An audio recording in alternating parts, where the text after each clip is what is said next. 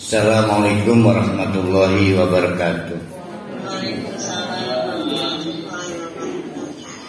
Alhamdulillahi rabbil alamin.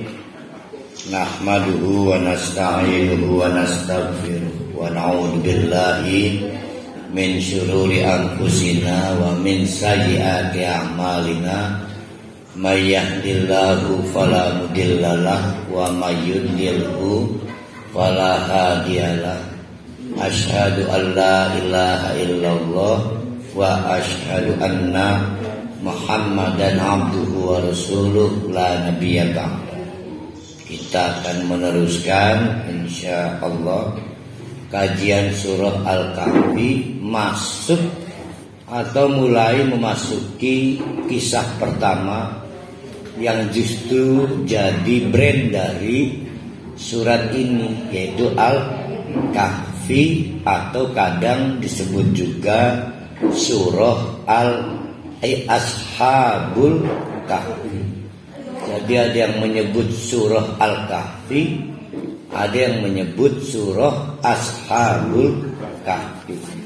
Memang mestinya namanya Ashabul Kahfi karena ini soal tentang anak-anak muda itu. Nah, kita telah menyelesaikan khutbah Allah yang akan menjadi pengantar. Jadi saya ingatkan dulu, ada 4 aspek kenapa kita harus memberikan penghargaan kepada Allah sekaligus sikap berterima kasih. Jadi alhamdulillah itu memberi penghargaan sekaligus sikap berterima kasih. Karena Allah itu adalah zat yang pantas menerima itu semua. Kenapa pantas? Ada 4 sebelum kita masuk kisah. Yang pertama, Allah telah menurunkan Al-Quran. Maka tunjukkan penghargaan kita dan sikap berterima kasih kita kepada Allah soal Al-Quran itu. Yang kedua, kenapa pantas Allah itu kita berikan satu-satunya alhamdulillah, adalah karena telah menjadikan model Nabi Muhammad itu sebagai abdul. Ya.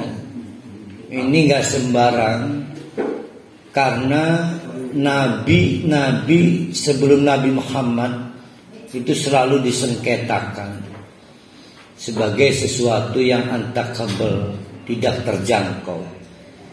Makomnya mendekati Allah sehingga jadi anak Allah. Terus orang keudat ngajak jejorangan gelah ke pantas. Tapi tidak dengan Nabi Muhammad. Manusia biasa, dudu anak Allah.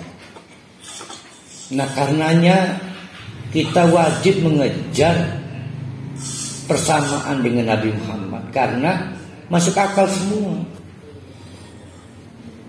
Yang paling dikomentari oleh Allah tidak masuk akalnya atau di luar batas kemanusiaan adalah ambisinya Nabi Muhammad, pengen umat itu mendapatkan hidayah, ya, padahal sudah di luar batas kemanusiaan.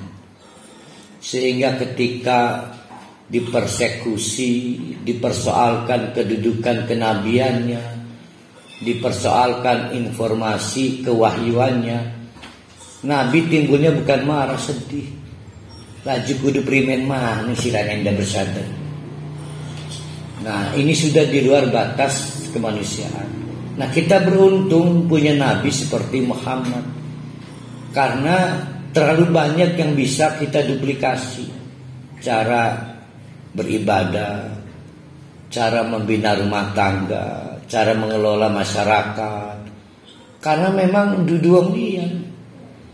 Ya, maka kalau ada ustaz, ada kiai orang kepengen ke Padang antak kabel ngedakan Nabi sirebus lagi sehingga aja akeh ngarep doa lewat kita baru. Nah ini problem. Jadi problem karena iya ada bedanya kita dengan ajengan, abuya. Nabi Muhammad nggak begitu. Bahkan diajak berlomba sahabat dalam hal kebaikan. Umpama nabinya bukan seperti Muhammad, pasti jadi sahabatnya ngaku keleh aja. Nah ini kita bersyukur nabi kita itu abdun. Nah, kita bersyukur. Yang ketiga yang kita harus beri penghargaan Allah dan juga sikap berterima kasih adalah ditetapkannya mekanisme amal soleh. Bahwa yang akan dinilai nanti oleh Allah adalah amal yang paling ahsan. Maka bayangkan ada orang umur 60 mati baru bertobat umur 58, berarti cuma punya 2 tahun beramal soleh. Berarti defisitnya berapa umur tuh? 58 tahun. Anggap dewasa baliknya 17. Berarti 58 kurangi 17, dia harus mempertanggungjawabkan 41 tahun. Legati mancing surganya. Tapi ternyata enggak. Yang dinilai bukan berapa banyak umur, tapi berapa kualitas amal soleh kita, berapapun umurnya, berapapun masanya. Nah, mekanisme ini penting supaya kita tidak merasa sombong karena sing cilik nulik ibadah. Tetapi di sisi lain agar tidak kecil hati yang baru memulai ibadah. Karena akan dinilai adalah ahsanu amala. Ahsanu. Dengan kata ahsanu itu berarti duduk paling akeh, tapi paling berkualitas. Makanya kata umrun itu artinya manfaat. Kalau ditanya kan umur, berapa manfaat usiamu? Itu kan umur. Tapi kalau berapa usiamu pasti bukan kam umur. Mutakonnya. Posisi timbangan gimana? Ya kan ditimbang yang paling berbobot. Artinya, mari kita lihat, ada orang beribadah dalam 20 tahun karena oleh hidayah 20 baru 20 tahun sebelum meninggal, dengan orang yang dapat hidayah 40 tahun sebelum meninggal. Berarti ada perbedaan 20 lawan 40. Sekarang dari 20 tahun berapa kualitas amal yang dapat dipertanggungjawabkan dibanding yang 40? Itu akan dinilai. Ini untuk memberikan motivasi. Berapapun kesempatan diberikan oleh Allah, maka yang akan dinilai yang terbaik.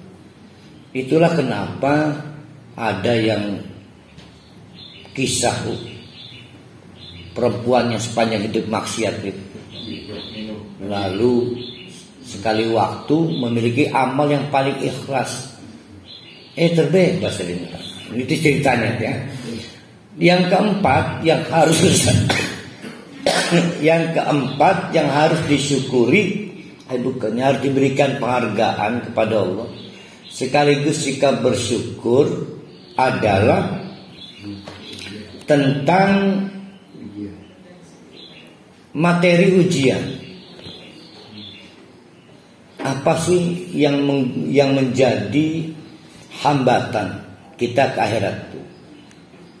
Atau mekanismenya, yaitu suatu ujian yang disebut balaun. Yang ujian ini menjadi hak prerogatif Allah dan karenanya tidak perlu minta izin kepada calon yang akan diuji, yaitu hamba. Itu namanya bala. Kita bersyukur karena materinya udah dibocorkan Allah, yaitu cara kita mengelola dunia. Nah, Allah sudah memberitahu dunia ini dengan dua hal. Satu, menggiurkan karena dihiasi oleh Allah. Tapi juga akan sirna, punah. Jadi tidak permanen. Jadi siapa yang tergiur dunia maka jangka pendek. Tapi Allah menjanjikan ada yang menggiurkan dan jangka panjang selawasi, namanya surga. Pilih mana nih? Nah ini mah sekarang ngomong pilih surga. Balik ke rumah makan pilih dunia.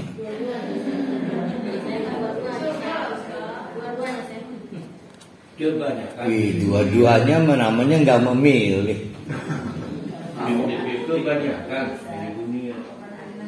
Nah,